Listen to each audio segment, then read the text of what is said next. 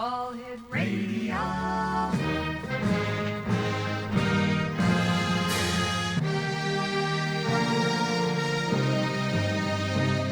Welcome to the X Zone, a place where fact is fiction and fiction is reality. Now, here's your host, Rob McConnell.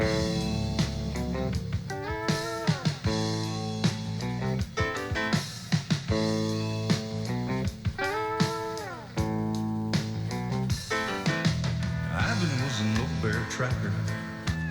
Tom was a man with dreams. And Ernie came along and I wrote the songs about a creature that few's ever seen. Monsters, myths, and mysteries, legend, tales, and facts. It brought us all together, and it's a reason for the fact. Up in North California, where the redwoods reach the skies, three men with a goal and a pact that they'd hold, and a promise till the day that they died. Answers to the questions no one's found before.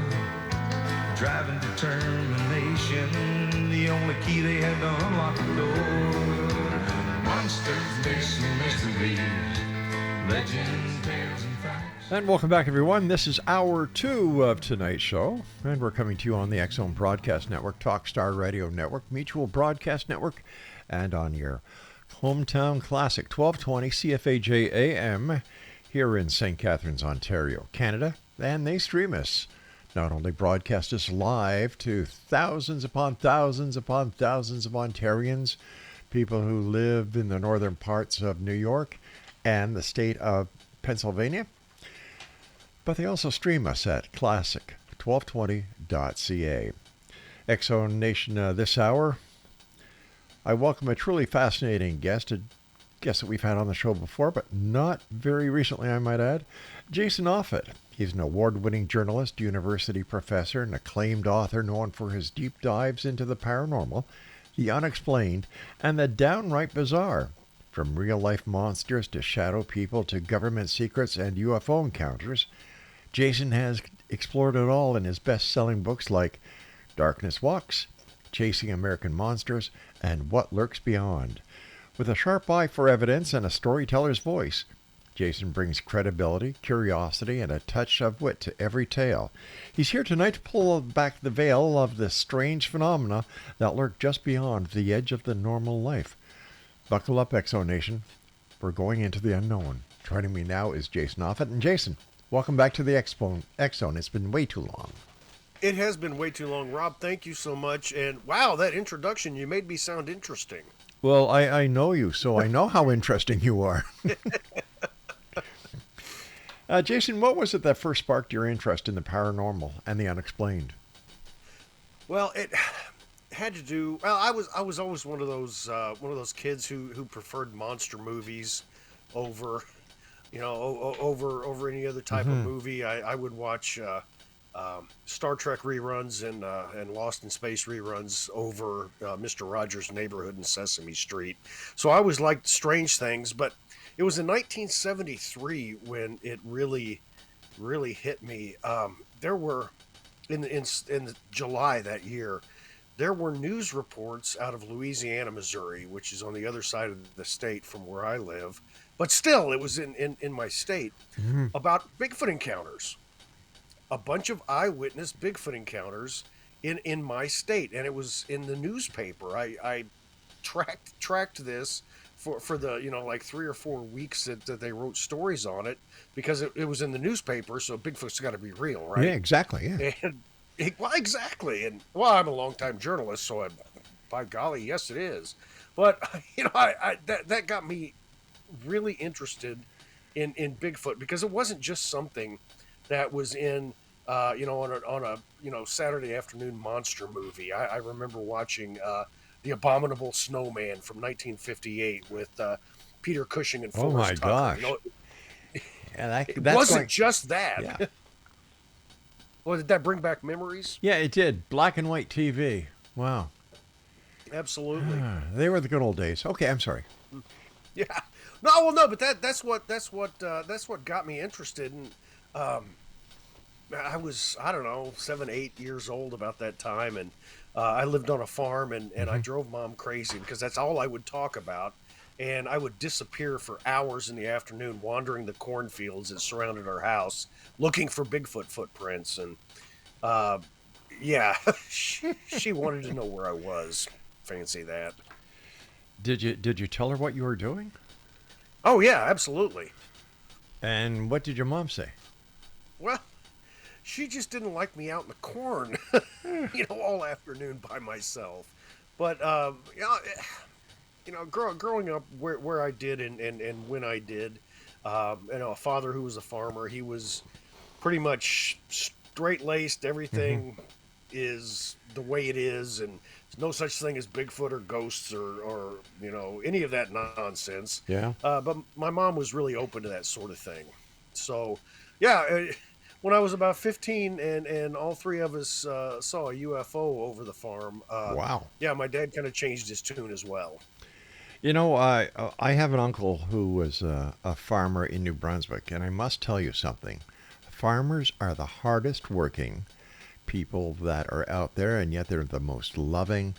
And there's nothing more important to a farmer besides his crop and his animals than his family. So I can just imagine what it was like. Right. And yeah, farmers are underappreciated. That is so Absolutely. true. And That is they're so true. They are truly kind-hearted people and extremely hardworking. they are truly the backbone of America and Canada. I agreed.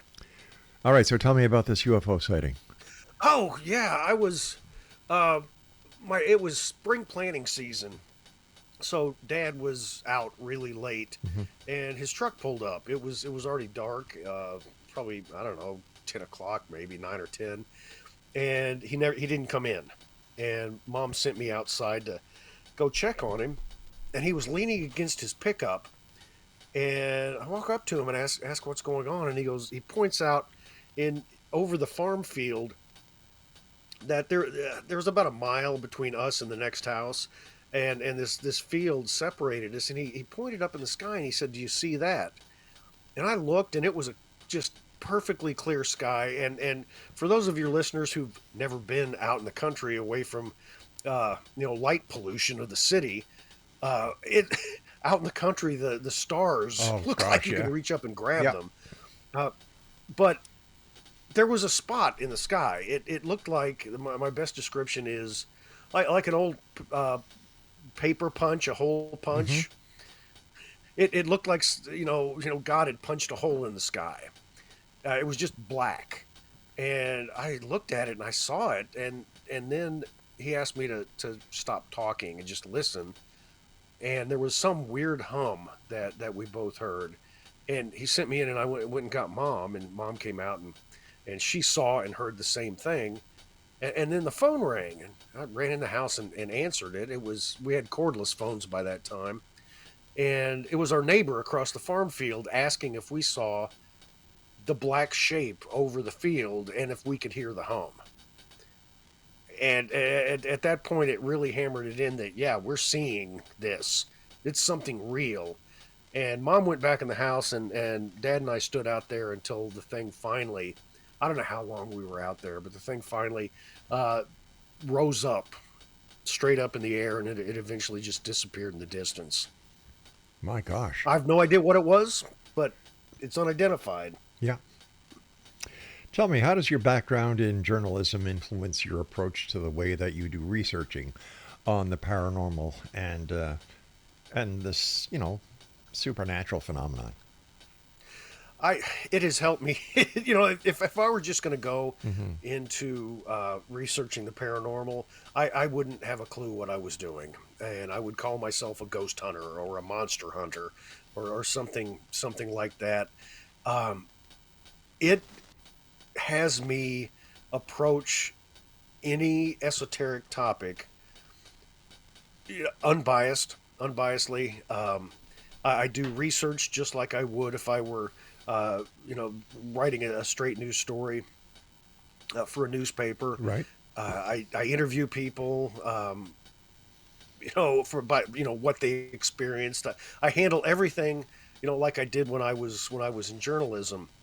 And I think that has given me a better viewpoint than a lot of other authors have, because they're believers already. Yes, that's true. And right, yeah, they are. They go in there. They're like a scientist who wants to prove his pet theory, and only uses the evidence that proves his point. It Hmm. doesn't, count the other stuff.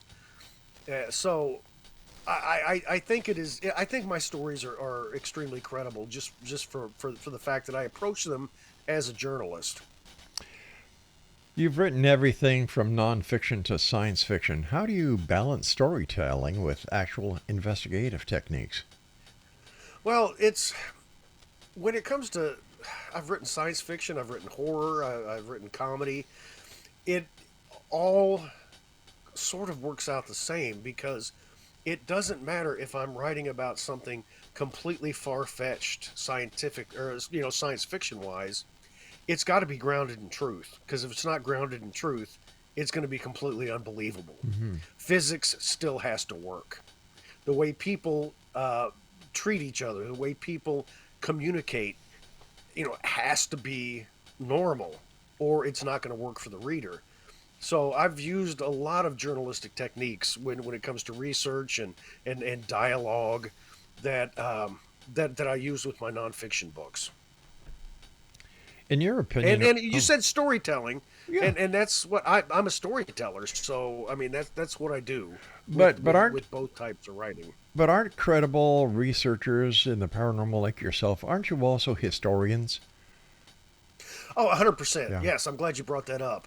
Um, because there's always a history behind something. I've not really watched a lot of like ghost hunting shows, but the few that I have watched, I like it when they delve into the history of a spot or the Yeah. person who's supposed to be, the ghost there. It adds credibility. Totally, 100%. Yes. And Uh, and if I say mm. 100% one more time, yeah, please yell at me. I think I've said it twice. Oh, no, no, no. You can say whatever you want to say 100%. It's okay with me. All right. Stand by, Jason. You and I have to take our short break. Exonation, our guest this hour is Jason Offutt. His website is jasonoffutt.com. That's JASONOFFUTT.com. And this is the X Zone, a place where people dare to believe and dare to be heard, Monday through Friday from 10 p.m. Eastern until midnight. And I'm proud to say that here we are, 35 years, going on 36 years of doing this show. Why? Because the truth is out there. I want to find it.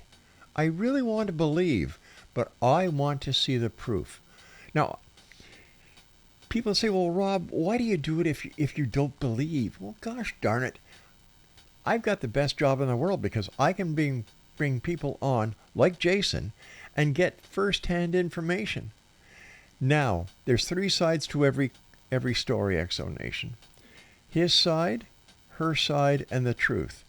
And what I try to do is bring as many sides to a story that I can so that you, the members of the Exonation, can make up your own minds and believe what you want to believe. We'll be back on the other side of this very short break.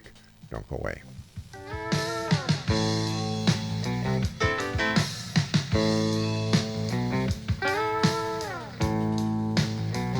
Ivan was an old bear tracker.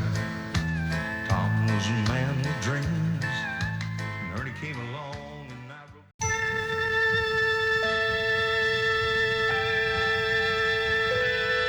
Space, the final frontier. Specimen gathering mission on planet Alpha 177. Mr. Spock is much stronger than the ordinary human being. Aroused, his great physical strength could kill. But it's a risk I'll have to take. Something bothering you, Mrs. Spock? May I say that I have not thoroughly enjoyed serving with humans. I find their illogic and foolish emotions a constant irritant. Unlike you, we humans are full of unpredictable emotions. Love, tenderness. Yes, yes. If I seem insensitive to what you're going through, Captain, understand. It's the way I am. Don't be afraid. Here's my hand. Hold on. You are beautiful. dream of beauty I've ever known. What is your point, Mr. Spock? I love you. I can love you. Kiss me. You out of your mind? The prospect appeared quite attractive to you a moment ago. You don't really want to hurt me, do you? Put that thing away. No, I don't think so. No, I can. It's painless and quick. Entry made by Second Officer Spock. Possible we may have hit the wrong entry point. Yes. Very well, Captain. Try again. If it pleases you. What are you waiting for? Hurry! If you'll excuse the intrusion, Captain. Bury the hatchet. An appropriate choice of terms, Captain. I won't fight you anymore.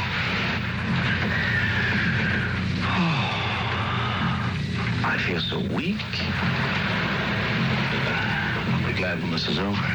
I'm behaving disgracefully. Believe me, Mr. Spock, it was painful in more ways than one. Ice out. Captain's log supplement. I've seen a part of myself no man should ever see. I don't know why I have not been infected. Thank you, Mr. Spock.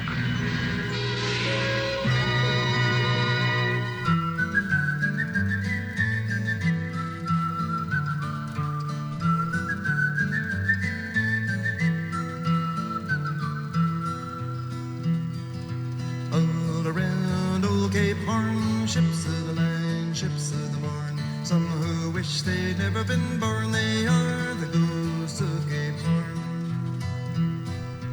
All around a riddle-de-rum with a rim-dim-diddy and a rum-dum-dum. Sailing away at the break of dawn, they are the ghosts of Cape Horn. See them all in sad repair, demons dance everywhere, southern gales, tattered sails, and none to tell the tale. Come all of you rusty ghosts. And welcome back, everyone. That Star Trek parody is what happens when radio producers have way too much time on their hands. So I want to thank Craig West, my producer, for putting that together. I guess he deserves thanks. I don't know. We'll discuss it later, I guess. Jason Offutt is our special guest, jasonoffutt.com. Jason, in your opinion, what's the most compelling paranormal case you've ever investigated? Okay, I have to take a step back for a second, if you don't mind, Rob. But I have seen This Side of Paradise, that episode, dozens upon dozens of times, and I don't remember that version. That's because you don't know my Craig West. That was hilarious. Well, I think one of the most interesting cases that I have written about, Art Bell made famous, Madman Mike Madman Markham. I'm sure a lot of your listeners probably recognize that name. He went on Art's show claiming he invented a time machine. I was familiar with that that story for a long time, and where I moved to teach college. One day I was listening to a radio show and I heard about, I heard that again, and I'm like, wait a second, I know who that is. What? Are you kidding me? The town that he invented his time machine in is 27 miles from where I'm living right now. Whoa, there you go. So I had to write a story about it. He appeared in 1993 in the New York Times because he tried to invent a time machine, and he got caught because when he turned his machine on, it knocked all of the power to the town that he was living in. It knocked all the power out, and he got arrested. So that, made the local news, and that hit the AP wire, and it was in the Times and all sorts of papers. But people believed him. He went on Coast to Coast back in 1995, I think, And he was on a couple of other times, and in 1997 claimed that he had gotten enough donations from people that he built a man-sized time machine, and he was going to jump into it, and then he disappeared. And nobody had heard from him since 1997. So he disappeared, and so did all the money that people sent him to make the time machine. All Well, right, yeah, okay. actually, All right, gotcha. I was able to track him down about, I don't know, 11 years ago. And the story he told me is he had gotten enough donations that he rented a warehouse and built his new time machine and did experiments like he would throw a grapefruit in it, and the grapefruit would disappear. And later, out in the parking lot of the warehouse, he'd find the grapefruit. And he was like, okay, cool, this is working. And he bought guinea pigs and did the same thing. And the guinea pigs were out in the parking lot, but the guinea pigs were dead. And he figured that the guinea pig's system's just too small and fragile. He had to jump into it himself, and he did. And he said the next thing he knew, he was lying in a field that was covered in snow.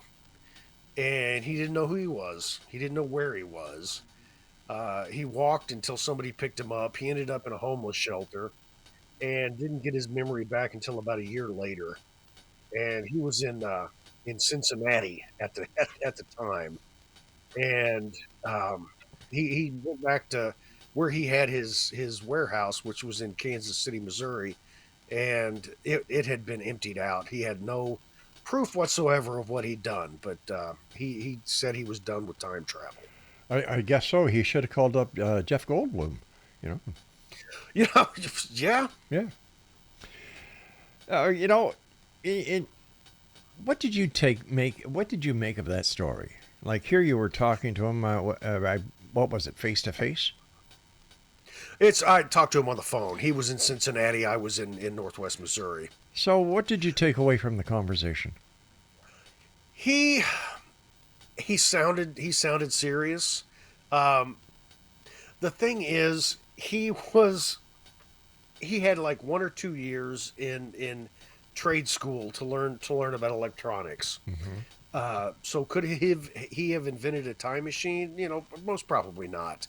But quoting the arresting officer from back in 1993, who I interviewed, not in 1993. I didn't have a time machine, but the guy was still around, and he said, I don't personally think he invented a time machine, but he was pretty certain of it. Just imagine inventing a time machine, going forward and getting those lottery numbers, coming back. You see, that's my idea of what to do with a time machine. Go forward, get the lottery numbers. You are right on the money, because when he said because what happened? He built a Jacob's ladder. Okay. You know, one of those.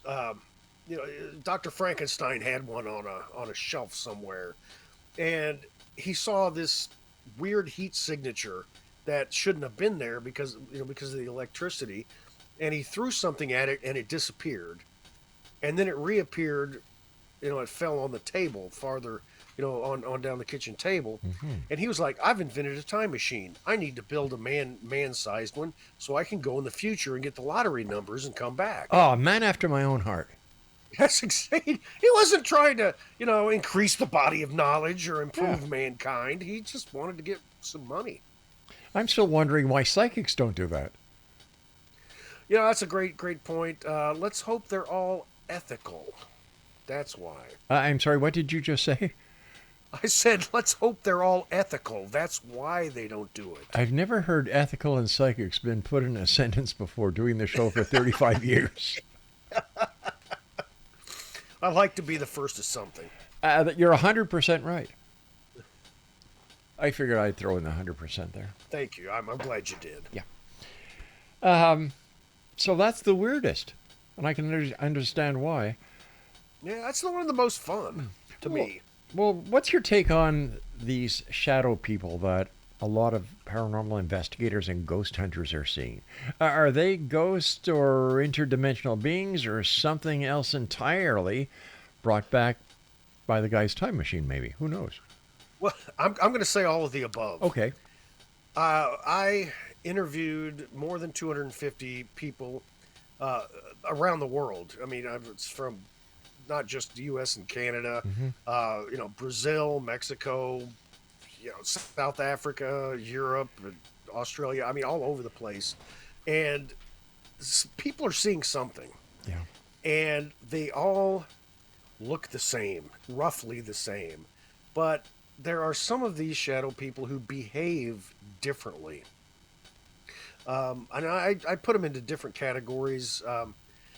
Benign shadows. These are just shadow beings that are two-dimensional, and they just walk through a room.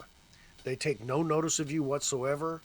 They just walk by and keep going. It's like they're going from point A to point B, and you just happen to be in the middle. And these seem to be. I mean, I hate to use one unknown to prove another unknown. That's just not solid science at all. Mm-hmm. But John Keel and other people who've been involved in the paranormal over the decades, he said that there were window areas that were thin, that other dimensions were right next door, right, and somebody could maybe pass through.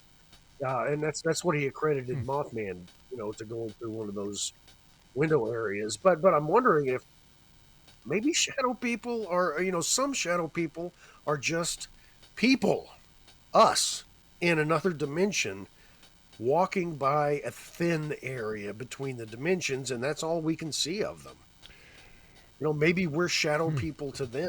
Maybe. The other shadow people that behave like residual ghosts. They, every once in a while, somebody will be sitting in the living room, and a shadow person walks down the stairs, turns left, and goes into the kitchen, and that's all you ever see of them. Jason, we've got to take a break. Please stand by. And Exonation, Jason OFFUTT is our special guest, www.jasonoffutt.com. And we'll be back. And my producer tells me he has another William Shatner Star Trek to come back with. Do I have to play it? He says it's good. That's what he said about the last one, too. We'll be back on the other side of this short break. Don't go away.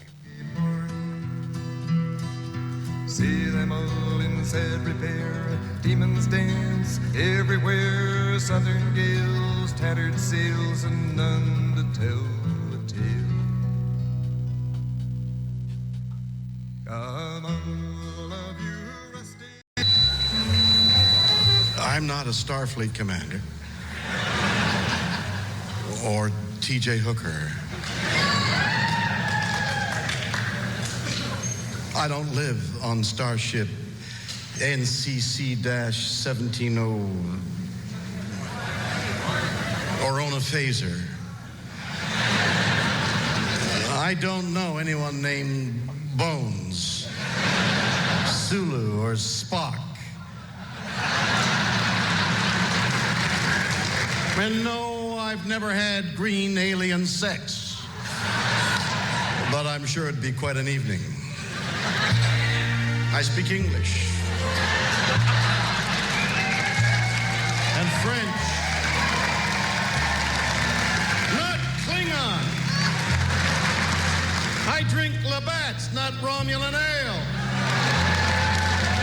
And when someone says to me, live, long, and prosper, I seriously mean it when I say get a life.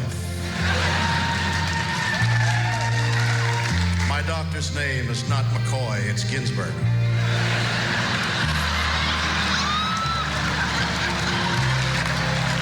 And tribbles were puppets, not real animals. Puppets! And when I speak, I never ever talk like every word is its own sentence.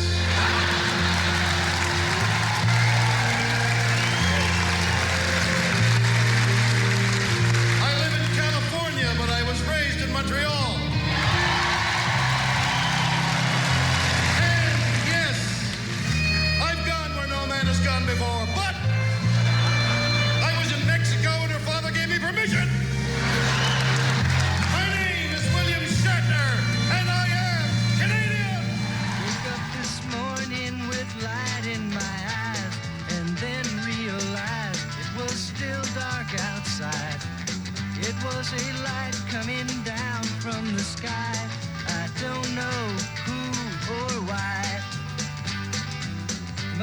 those strangers that come every night, those saucer-shaped lights put people uptight. Leave blue-green footprints that glow in the dark. I hope they get home all right. Hey, Mr. Spaceman, won't you please take me along? I won't do anything wrong. Hey, Mr. Spaceman, won't you please take me along for a ride? Woke up this morning, I was feeling... And welcome back, everyone. Proud to have Bill Shatner be our Canadian cheerleader over here, after all. Trying times, you know, the tariffs, the problems between the President of the United States wanting to take over Canada's the 51st state. And, well, you know what the heck, eh? We're in good company. He wants the Panama Canal. He wants Greenland. And he also wants the Gaza Strip to turn it into Trump land of the Middle East. So what the heck, we're in good company. Jason Offutt is my special guest this hour, Exonation. JaceOfFutt.com is his website. And Jason, you've written about real monsters in Chasing American Monsters. Which cryptid fascinates you, I mean, besides Bigfoot? Oh, that's a great question. Besides Bigfoot, I think, and this is going to be, you don't want this. This is a boring answer. This is the thylacine from Australia, the Tasmanian tiger, or, you know, called the Tasmanian wolf, because it was real. Yeah. It was a real creature that, I think it was 1936, the last one died in the Hobart Zoo. And it had been around. It was, there were huge ones back in the Pleistocene era. Of course, there was, you know, large fauna everywhere. But anyway, when the British settled Australia, they brought sheep. And this was a predator who was like, wait a second, these things look delicious. So there was a bounty put on them, and they were you know, wiped out. They were declared extinct back in the 80s. But people see them all the time. Which makes it a cryptid because it was declared extinct. I would love for one of these to be discovered. Actually, I'd like to have one as a pet. They look adorable. There you go. Quick question. What is your take on the Patterson-Gimlin film? The first time I saw it when I was a kid, I don't know, maybe it was on some show. It could have been on In Search Of with Leonard Nimoy. I don't remember, but it just blew my mind. Absolutely. And over the years, I've viewed it here and there, and you know, read people's commentary on it. And, you know, there are people who are saying it's faked because of this, and it's real because of this. But I'm looking back at when it was made. The best, you know, costumes were in 1968's Planet of the Apes. And I still love the makeup. I still think it works for me. But also costumes of gorillas that a normal person could get back then were obviously fake. This wasn't. There was a face, okay, that it was pretty telling to me. There's muscle definition. Yes, that's right. Yeah. There's you know, apparently a baby, and but the thing that really convinces me that this thing is probably real is the fact that Patty has breasts. If a couple of men faked this back in 1967, they wouldn't have thought to make it a female.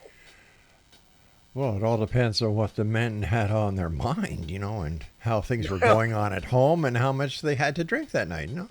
Typical men stuff. I don't know. You know, I mean, she's a strong woman, yes, but I mean, it's probably hairier than the normal American would like. Well, you know, Patterson's past was not that honest. Like, he was a showman, right? He had put. Which I understand.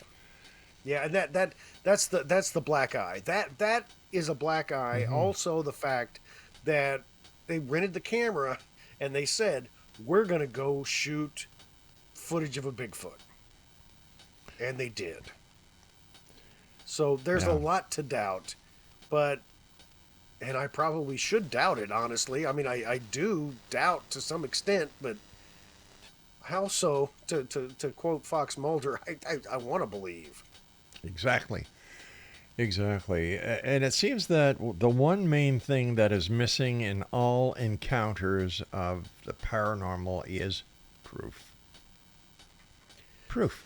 You know, we've got every cell phone has a high definition camera in it. And we are getting fewer pictures of paranormal events, UFOs, ghost hauntings, things that go bump in the night, than before, since these new cameras have been invented. There's fewer pictures coming across, and the ones that are very easily discerned as AI. I know, but Rob, think of this. And Okay. this is something that I put a lot of thought into. Let's say you're in the wilderness. Okay. And a lot of Bigfoot encounters happen at night. But even if this one happened during the day, you're in the wilderness and all of a sudden you hear something trudging through the woods. It sounds big. Small trees are being knocked over. All right. And all of a sudden you see this 8 to 10 foot tall, 800-pound, hairy beast that smells like a skunk staring you down. Are you going to pull out your phone and take a picture of it? What I would say is, Hilda, where have you been? Yeah. No, but in all seriousness, there's no way I'm going to take a picture. I'm going to get the heck out of there. I don't know. If I'm going into the woods with the expressed idea of trying to prove a Bigfoot exists, I would have my camera on the ready. Okay, but there's a difference with that. Oh. Most encounters of anything paranormal are not with people who are actively seeking them. They're accidents. It just happens. But why is that? They're not ready. But why is that? Well, why is it? Is it because the person who is looking for the event to document is not projecting the idea that they are going to see something, they are going to hear something. If it happens, it happens. Whereas a person who is an avid believer, I don't know, they can make things happen mentally, subjectively, whenever they want. Yeah, but let's look at a deer hunter. Okay. How many deer hunters go out there for an entire deer season and never see a thing? Not very many. But there are some. Well, it all depends what they're doing in the blind. They don't call it a blind for nothing. There are also going to be more deer out there in North America than there are Bigfoot. So I guess that's not a fair comparison. But I'm just saying. I thought it was good. Well, there are a lot of. I mean, when it comes to ghosts, I mean, I've had so many people talk to me about how can I see a ghost. I'm like, if you go out looking for them, you're not going to find it. But how can you see a ghost if they're supposed to be translucent? I saw a full-bodied apparition when I was younger. You're kidding. Tell me about that. No. Well, the house I grew up in was 120 years old at the time that I was a kid. Oh boy. So it's like roughly 450 years old now. Mm-hmm. But it was a schoolhouse. It was a 2-room schoolhouse. For the longest time, and then my grandparents bought it, and then we lived in it after the grandparents were gone. And anyway, so I was about 8 or 9 years old, and I walked out of my bedroom. There was a hallway right across, from my door, and that's where we kept our bookshelves. And I walked in there. I was going to grab a World Book Encyclopedia, probably D for dinosaur, because that's what I was really fascinated with. And there was a little boy about 6-7 years old. He had black hair parted on the left side. He had a blue flannel shirt and blue jeans, and I could see the bookshelf through him. And we stood there and kind of stared at each other, and then I have no idea how long it was. Could have been 5 seconds, could have been, 45 seconds. I have no idea, but he blinked, and that broke my shock, and I turned around and went into my bedroom and shut the door. And then I didn't tell anybody for at least 30 years about it, but I saw something. Right. And that gripped me, because I have never since then worried about death, because I saw something that was after that. Stand by. And when it comes to people not believing about the paranormal, they just haven't experienced it yet. Stand by, my friend. We've got to take our final break. Exonation. Jason Offutt is our special guest. www.jasonoffutt.com. That's JASONOFFUTT.com. And we'll be back on the other side of the short break as we wrap up tonight's show here in the X Zone from our broadcast center and studios in St. Catharines, Ontario, Canada, on the X Zone Broadcast Network, Talkstar Radio Network, Mutual Broadcast Network, and your hometown radio, Classic 1220, CFAJ AM in St. Catharines, streaming us on classic1220.ca. Mr. Spaceman, won't you please take me along? I won't do anything wrong. Hey, Mr. Spaceman, won't you please take me along for a ride? Woke up this morning, I was feeling quite weird. Had flies in my...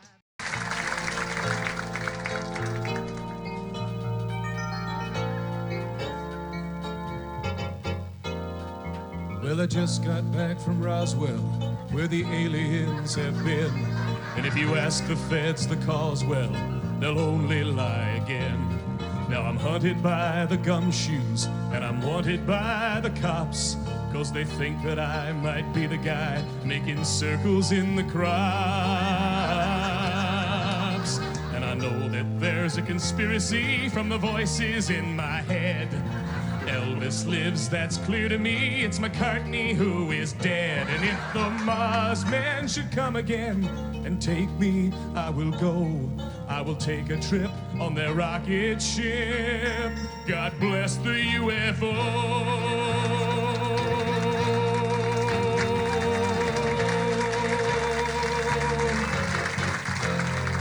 Give JFK this message. It's the Cuban Army's fault. And I know that Dave Koresh is alive inside a vault. We've seen reports in papers of a guy who knows about a car that runs on chewing gum, but the Arabs rubbed him out. And we loudly warn that America is badly unprepared. With the Cold War through, we need something new that can get you good and scared. Do you wonder just who is warning you of conspiracies today? We're the ones who fill the rumor mill. We are the CIA.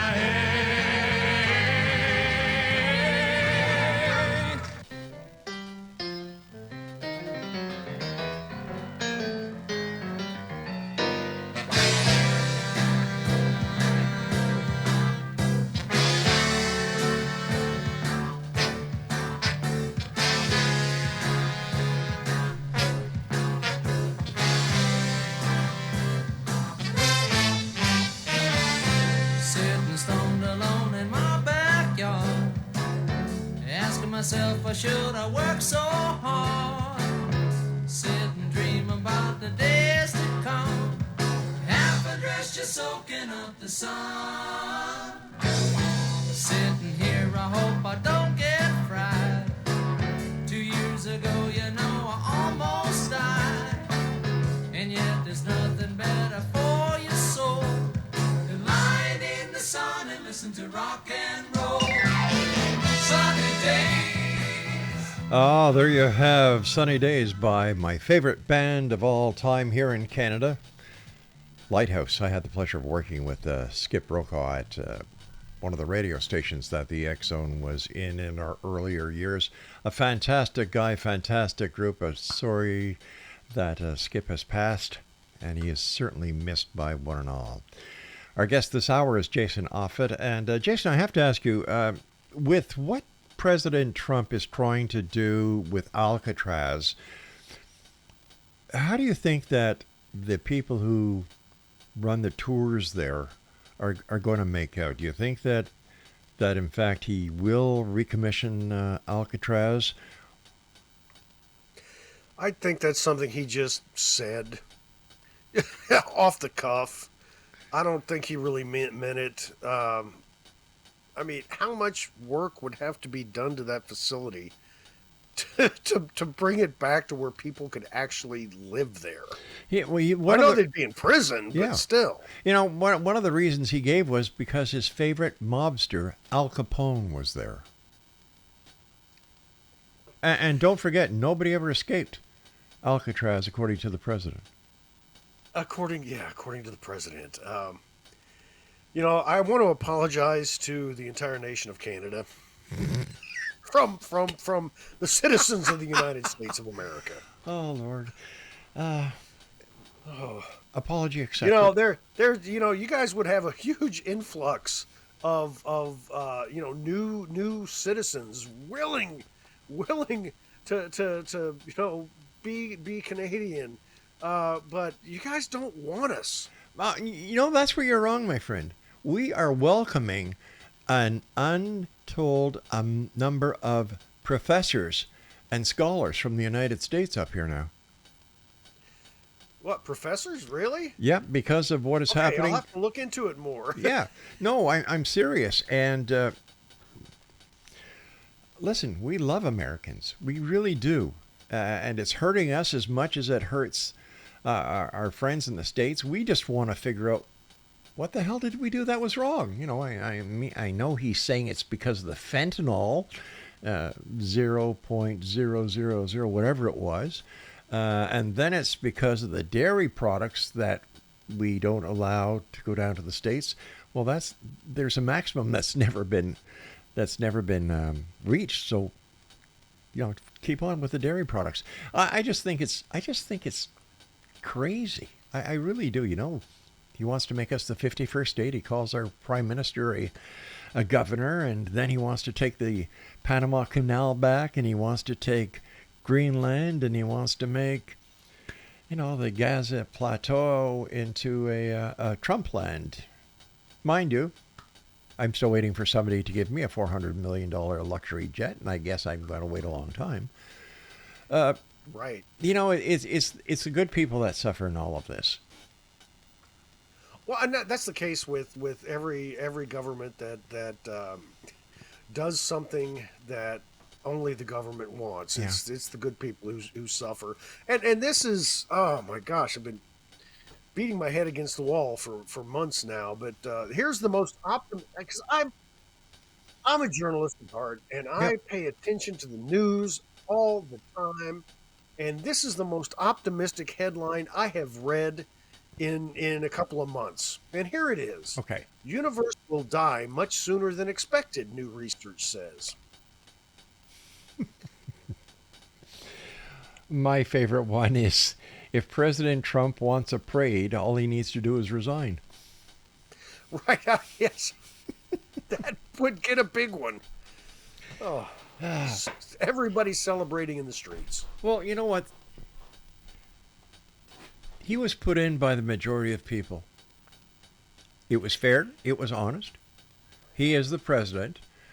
And, he's a law-abiding citizen. No, he's not. Oh, I know. I was being very sarcastic there. Okay, good. The funny part is there's actually a petition going around up here in Canada to keep him away from the G7, because according to the immigration and the Canadian law, anyone with a criminal record can be denied entry into Canada without a visa. So a whole bunch of Canadians are signing this petition and going to present it to our new prime minister and new cabinet, saying, "Hey, how many counts has he been convicted of? We don't want him in Canada." Well, I mean, it's a safety factor.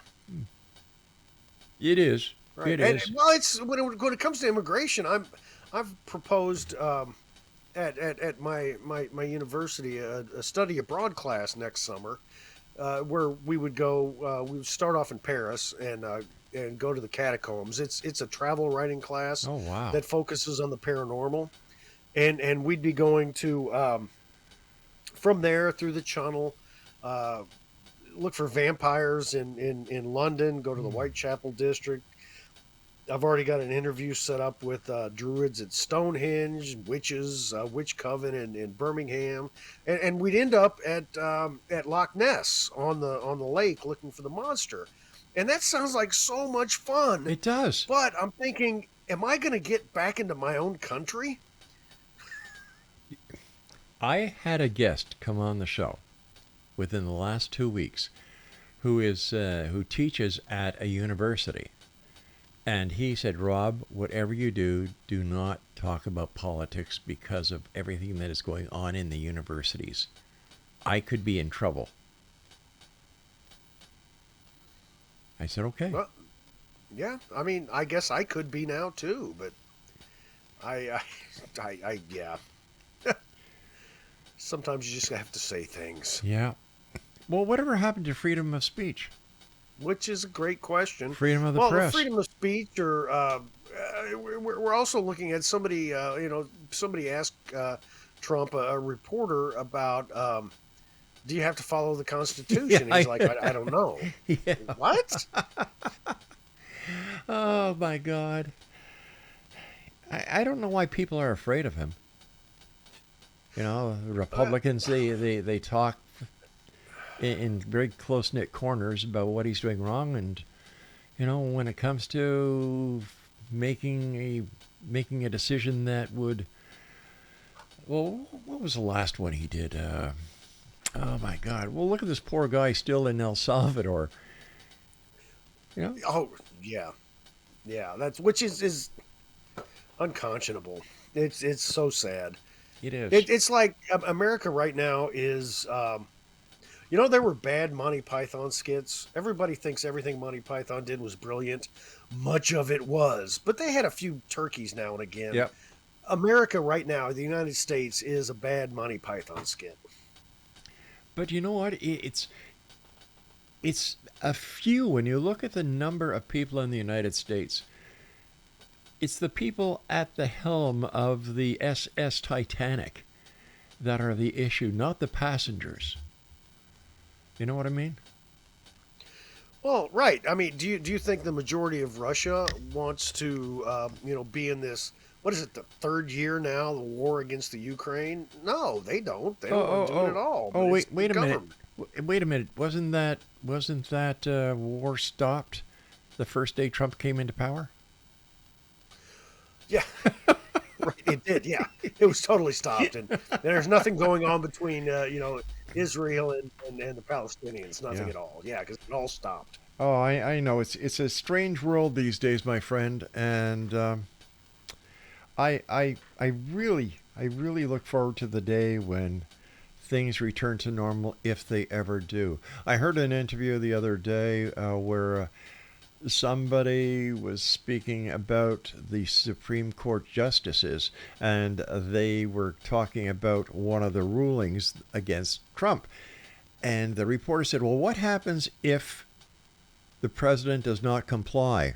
Are the marshals going to arrest him? And the judge said, he makes the rules as he go along. How can we arrest the president of the United States?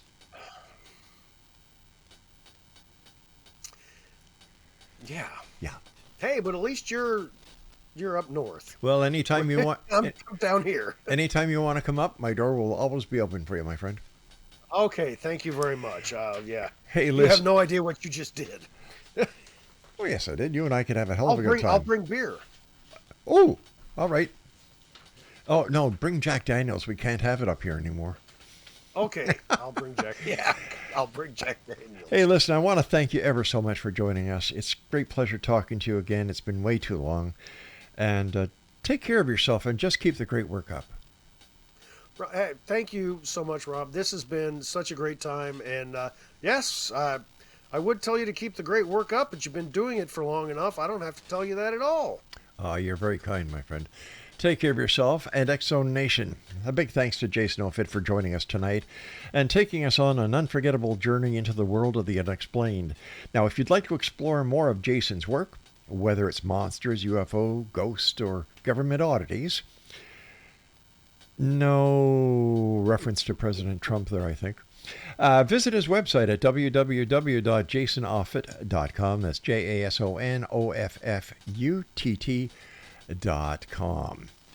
And remember, X Zone Nation, stay curious, question the shadows, and never stop exploring the mysteries that surround us. Until tomorrow night, keep your eyes to the sky and your heart to the light. Good night, everyone.